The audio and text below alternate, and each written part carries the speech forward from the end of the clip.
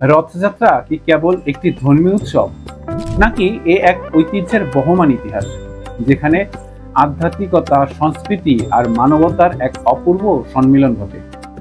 আপনি কি জানেন কেন ভগবান জগন্নাথ দেবকে ছোট জগন্নাথ বলা হয়, কিংবা কেন রথে চড়ে ভগবানকে বিশ্ব ব্রহ্মাণ্ড প্রদক্ষিণ করানো হয়? আজকের ভিডিওতে আমরা এসব বিষয় নিয়েই কথা বলবো।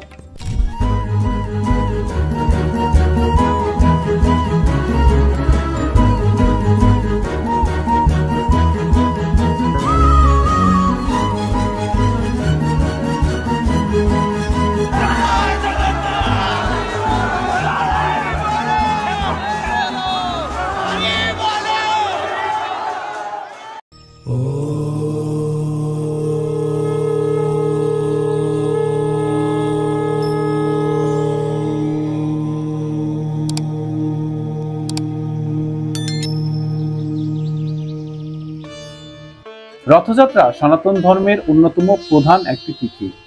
আষাঢ় মাসের এই পুণ্য দিনে কাঠের তৈরি রথে ভগবান শ্রী জগন্নাথ, বলরাম ও সুভদ্রাকে নিয়ে পরিভ্রমণ করানো হয়। শ্রীমদ্ ভগবত ও বৃহন্নারদীয় পুরাণে বলা হয়েছে যে, যে ভক্ত ভগবানকে রথে বসিয়ে বিশ্ব প্রদক্ষিণ করান বা শুধুমাত্র প্রদর্শন করেন, তার উপর ভগবান অশেষ কৃপা বর্ষণ করেন। কিন্তু আপনি কি জানেন ভগবান জগন্নাথ দেবের বিগ্রহের হাত নেই কেন?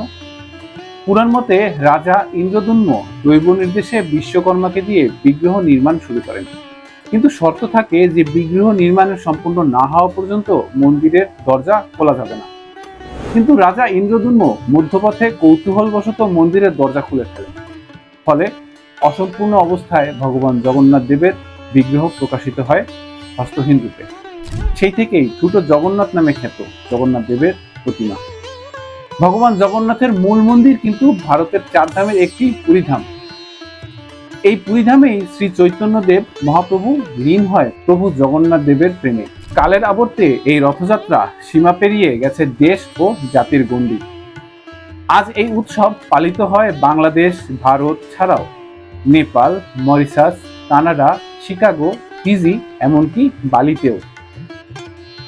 বাংলাদেশের বিভিন্ন স্থানে ইস্কন সহ বহু মন্দিরে রথ উৎসব হয়, কিন্তু ধামরাইয়ের রথযাত্রা এই উৎসবে এক অনন্য মাত্রা যোগ করে। সুদীর্ঘ 400 বছরের পুরনো ঐতিহ্য বহন করছে ধামরাইয়ের শ্রী শ্রী যশোমাধব দেবের রথ। একসময় পৃথিবীর সবচেয়ে বড় কাঠের রথ ছিল 3 তলা বিশিষ্ট 9 মাথা ও 75 ফুট উচ্চতা সমৃদ্ধ এই রথটি। কিন্তু 1971 সালে পাকিস্তানি হানাদার বাহিনী এই রথটি আগুন ধরিয়ে দেয়। তবুও ধ্বংস করা যায়নি সনাতনী ঐতিহ্য। এখনো প্রতি বছর লক্ষাধিক মানুষ একত্র হয় এই রথযাত্রা উৎসবে। আয়োজন করা হয় সার্কাস, লোকজ মেলা, শোভাযাত্রা, যেন এ এক সার্বজনীন মিলন মেলা। রথ শুধু একটি ধর্মীয় আনুষ্ঠানিকতা নয়, এ এক সামাজিক সম্প্রীতির এক বর্ণাঢ্য উৎসব। আপনি জানেন কি, গ্রাম বাংলার লোককবি জসিমউদ্দিনের কবিতাতেও কিন্তু এই রথযাত্রার কথা উল্লেখ রয়েছে। সত্যিই তো, ধর্ম যখন মানুষকে একত্র করে তখন ধর্ম হয়ে ওঠে সকলের।